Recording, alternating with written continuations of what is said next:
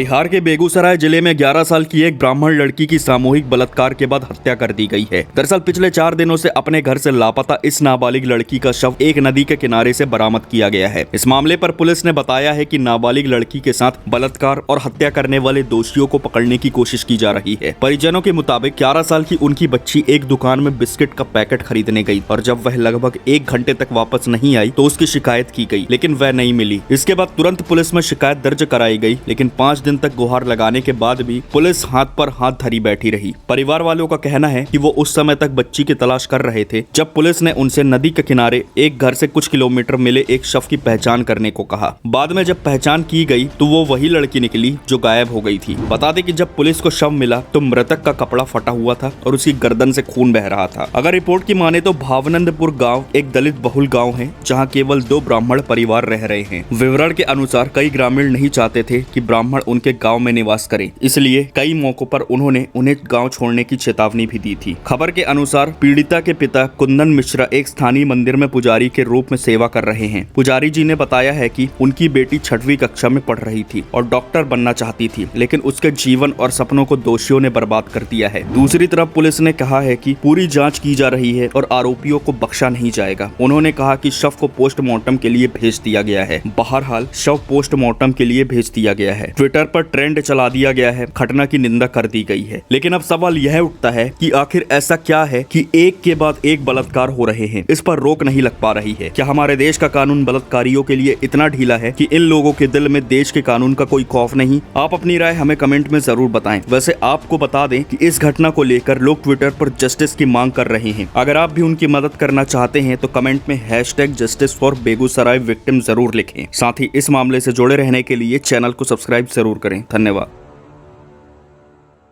Twitter पर किस बात पर हो रही है बहस?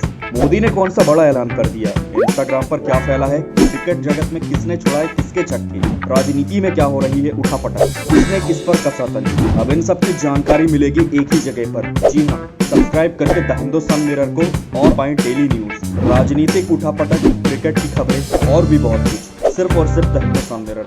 तो अभी स्क्रीन पर दिख रहे रेड बटन को दबाकर जुड़ जाएं द हिंदुस्तान मिरर के साथ। धन्यवाद।